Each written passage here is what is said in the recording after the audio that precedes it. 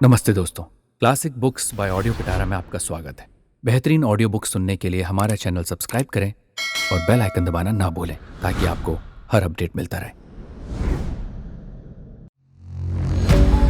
Audio पिटारा सुनना जरूरी है।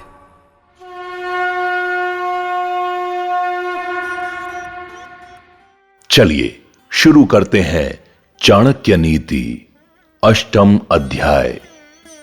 मनुष्य की इच्छा। अधमा धन मिच्छन्ति, धनमानो च मध्यमा, उत्तमा मान मिच्छन्ति, मानो ही महताम धनम।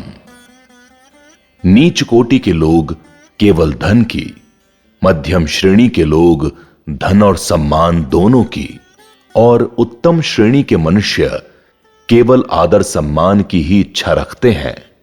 चाणक्य यश सम्मान की महत्ता को बताते हुए कहते हैं कि उत्तम कोटि के लोग धन की अपेक्षा सम्मान को ज्यादा महत्व देते हैं। मान सम्मान ही उनका धन होता है। दान। इक्षुरापः पयो मूलम तांबूलम फलमौषधम भक्षयित्वा अपि कर्तव्यः स्नान दाना आदिकः क्रिया। गन्ना, फूल, दूध, फल, पान तथा दवाइयों का सेवन करने के बाद भी स्नान और धार्मिक कार्य किए जा सकते हैं। चाणक्य कहते हैं कि बीमारी की अवस्था में दूध, जल, कंद मूल, फल और दवाई आदि के सेवन के बाद भी स्नान और पूजा पाठ किया जा सकता है, जबकि अन्य चीजों का सेवन करने के बाद ये काम नहीं करने चाहिए। अन्न तथा मन। दीपो भक्ष्यते ध्वनांतम कज्जलम च प्रसूयते, यदन्नम भक्ष्यते नित्यम जायते तादृशी प्रजा। जिस प्रकार दीपक अंधकार को खा जाता है और उससे काजल की उत्पत्ति होती है, इसी प्रकार मनुष्य जैसा अन्न खाता है वैसी ही उसकी संतान उत्पन्न होती है। चाणक्य कहते हैं कि कोई व्यक्ति अच्छे कामों से अपनी आजीविका चलाता है तो उसकी संतान भी सद्गुणों से युक्त होती है। यदि वो बेईमानी से अर्जित धन से अपनी संतान का पालन पोषण करता है तो उसकी संतान भी उसी प्रकार के गलत कामों में लग जाती है। धन का सदुपयोग। वित्तम देहि गुणान्वितेषु, मति मन्नान यत्र देहि क्वचित, प्राप्तम वारि निधेर जलम, घनमुखे माधुर्युक्तम सदा, जीवान स्थावर जंगमांशच, सकलान सजीव्य भूमंडलम, भूय पश्य तदैव कोटि गुणितम, गच्छन्तम भो निधिम। हे बुद्धिमान, अच्छे गुणों से युक्त मनुष्य को ही धन दो। जैसे समुद्र का खारा पानी बादल से मिलकर मीठा हो जाता है और फिर वर्षा के रूप में संसार में रहने वाले सभी जड़ चेतन चर अचर जीवों को जीवन देकर फिर समुद्र में मिल जाता है। चाणक्य उचित पात्र को ही धन देने की बात कहते हैं, क्योंकि गुणी व्यक्ति को दिया हुआ धन अनेक अच्छे कामों में लगता है, जिससे कई व्यक्तियों के साथ साथ देने वाले व्यक्ति का भी भला होता है। अधार्मिक मनुष्य। चांडाल नाम सहस्त्रेश्च सूरिभिस्तत्वदशिभिः एको ही यवनः प्रोक्तो ना नीचो यवनात्परः। तत्वदर्शी विद्वानों ने कहा है कि हजारों चांडालों के समान एक यवन यानी म्लेच्छ अर्थात धर्म विरोधी व्यक्ति होता है। इससे बढ़कर नीच कोई दूसरा नहीं होता। चाणक्य कहते हैं कि अधार्मिक व्यक्ति सबसे निकृष्ट होता है। स्नान। तैलाभ्यंगे चिता धूमे मैथुने शौर कर्मणि, तावत् भवति चांडालो यावत् स्नानम न चाचरेत। शरीर में तेल लगाने के बाद, चिता के धुएं के स्पर्श के बाद, स्त्री से संभोग के बाद और हजामत के बाद मनुष्य जब तक स्नान नहीं कर लेता तब तक वो चांडाल यानी अशुद्ध रहता है। चाणक्य कहते हैं कि संक्रमण जनित कामों के बाद शरीर को शुद्ध रखने के लिए स्नान जरूर करना चाहिए। जल का उपयोग। अजीर्णे भेषजम वारि जीर्णे वारि बलप्रदम भोजने चामृतम वारि भोजनांते विषापहम। अपच की स्थिति में जल पीना दवा के समान होता है। भोजन पचने के बाद जल पीने से शरीर का बल बढ़ता है। भोजन के बीच में जल पीना अमृत के समान होता है, परंतु भोजन के अंत में जल पीना विष के समान हानिकारक होता है। इसीलिए भोजन के बीच बीच में पानी पीते रहना चाहिए, इसके तुरंत बाद नहीं। ज्ञान का व्यवहार। हतम ज्ञानम क्रियाहीनम हतश्चा ज्ञानतो नरः हतम निर्णायकम सैन्यम स्त्रियो नष्टा ह्य भर्तृका। बिना आचरण के ज्ञान नष्ट हो जाता है। अज्ञान से मनुष्य नष्ट हो जाता है। सेनापति के अभाव में सेना नष्ट हो जाती है और पति से रहित स्त्रियां भी नष्ट अर्थात पतित हो जाती हैं। चाणक्य कहते हैं कि यदि व्यक्ति प्राप्त ज्ञान को अपने आचरण में नहीं अपनाता तो ऐसा ज्ञान व्यर्थ है, इसका कोई लाभ नहीं होता। जिस प्रकार सेनापति के बिना सेना नष्ट हो जाती है तथा पति के बिना स्त्रियां दुष्ट लोगों के कारण नष्ट हो जाती हैं। पुरुष की विडंबना। वृद्ध काले मृता भार्या बंधु हस्तगतम धनम भोजनम चा पराधनम तिस्त्रह पुंसाम विडंबना। बुढ़ापे में पत्नी का देहांत हो जाना, भाई बंधुओं के हाथ में धन चले जाना और भोजन के लिए दूसरों पर आश्रित रहना, ये तीनों बातें किसी भी मनुष्य के लिए अत्यंत दुखदाई होती हैं। चाणक्य कहते हैं कि बुढ़ापा सुख से गुजारने के लिए पत्नी और धन का होना जरूरी है। इसके अभाव में दूसरों के सहारे जीवन गुजारना बहुत कष्टकारक होता है। धन पर भाइयों का कब्जा हो जाने पर व्यक्ति कसमसा कर रह जाता है और बेबस होकर कष्ट से जीवन व्यतीत करता है। काम में आस्था। नाग्निहोत्रम विना वेदा न च दानम विना क्रिया न भावेन विना सिद्धिस्तस्माद् भावो ही कारणम। यज्ञ किए बिना वेदों का अध्ययन करना तथा दान के बिना यज्ञ करना व्यर्थ है। भाव के बिना किसी भी कार्य में सफलता प्राप्त नहीं होती है। चाणक्य कहते हैं कि किसी भी काम को सफल करने के लिए उसमें आस्था होनी जरूरी है। केवल दिखावे से काम सफल नहीं होता। काष्ठ पाषाण धातुनाम कृत्वा भावेन सेवनम श्रद्धया च तया सिद्धस्त्यस्य विष्णु प्रसादतः। लकड़ी पत्थर अथवा धातु की मूर्ति में प्रभु के प्रति सच्ची श्रद्धा रखकर पूजा करने से अवश्य सिद्धि प्राप्त होती है। सच्ची श्रद्धा होने पर प्रभु श्री विष्णु भक्त पर जरूर प्रसन्न होते हैं। चाणक्य कहते हैं, जो मनुष्य ईश्वर के प्रति जैसी भावना रखता है उसको वैसी ही सिद्धि प्राप्त होती है। भावना।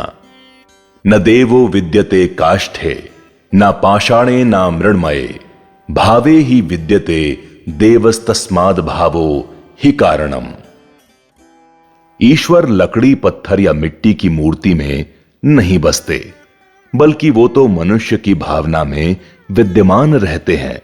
अर्थात मनुष्य की भावना के अनुसार ही प्रभु प्रकट होते हैं। इसीलिए यह भावना ही सारे संसार का आधार है। शांति। शांति तुल्यम तपो नास्ति, न संतोषात् परम सुखम, न तृष्णाया परो व्याधिरन च धर्मो दया परः। शांति के समान कोई तप नहीं, संतोष से बढ़कर कोई सुख नहीं, तृष्णा से बढ़कर कोई रोग नहीं, दया से बढ़कर कोई धर्म नहीं होता। चाणक्य कहते हैं कि शांति, संतोष और दया से जीवन सुखमय होता है। इसीलिए तृष्णा का भी त्याग कर देना चाहिए। विद्या और संतोष। क्रोधो वैवस्वतो राजा तृष्णा वैतरणी नदी, विद्या काम दुधाधेनु संतोषो नंदनम वनम। क्रोध यमराज है, तृष्णा नरक में बहने वाली वैतरणी है, विद्या कामधेनु है और संतोष नंदन वन के समान सुख देने वाला है। चाणक्य कहते हैं कि क्रोध मनुष्य के शरीर को जला डालता है। मनुष्य की इच्छाएं कभी समाप्त नहीं होती हैं, क्योंकि वे वैतरणी नदी के समान हैं और इनसे छूट पाना मुश्किल है। विद्या से सब पदार्थों की पूर्ति होती है और मनुष्य के जीवन में संतोष परम सुख देने वाले नंदनवन के समान है। धन की शोभा। गुणो भूष्यते रूपम, शीलम भूष्यते कुलम, सिद्धिर भूष्यते विद्याम, भोगो भूष्यते धनम। गुणों से रूप की शोभा होती है, शील से कुल की शोभा होती है, कामों में सफलता से विद्या की शोभा होती है और धन के भोग से उसकी शोभा बढ़ती है। चाणक्य कहते हैं कि गुणी व्यक्ति का अच्छा आचरण कुल की शोभा बढ़ाता है। किसी भी विषय की विद्या में निपुणता प्राप्त करने से विद्या की शोभा बढ़ती है, धन का भोग करने से धन की शोभा बढ़ती है। सद्गुणों की महत्ता। निर्गुणस्य हतम रूपम, दुःशीलस्य हतम कुलम, असिद्धस्य हता विद्या, अभोगेन हतम धनम। गुणहीन व्यक्ति का रूप, दुष्ट स्वभाव वाले व्यक्ति का कुल, जिसमें किसी कार्य को सिद्ध करने की शक्ति ना हो, ऐसी विद्या और जिस धन का सदुपयोग नहीं किया जाता, वो धन व्यर्थ है। चाणक्य ने सद्गुणों और अच्छे आचरण की महत्ता को व्यक्त किया है।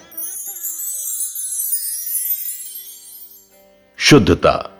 शुद्धम भूमिगतम तोयम, शुद्धा नारी पतिव्रता, शुचि ही क्षेम करो राजा, संतुष्टो ब्राह्मणः शुचि। धरती के भीतर से निकलने वाला पानी शुद्ध होता है, पतिव्रता नारी पवित्र होती है, प्रजा का कल्याण करने वाला राजा पवित्र होता है और संतुष्ट ब्राह्मण भी शुद्ध माना जाता है। दुर्गुणों का दुष्प्रभाव। असंतुष्टा द्विजा नष्टाः, संतुष्टाश्च महीभृतः, सलज्जा गणिका नष्टा, निर्लज्जाश्च कुलांगना। असंतुष्ट ब्राह्मण, संतुष्ट होने वाला राजा, लज्जा युक्त वेश्या और लज्जाहीन कुलीन स्त्रियां नष्ट हो जाती हैं। चाणक्य दुर्गुणों के विषय में कहते हैं कि ब्राह्मण को संतोषी होना चाहिए, राजा को महत्वाकांक्षी, वेश्या को लज्जाहीन और कुलीन स्त्री को लज्जा युक्त होना चाहिए।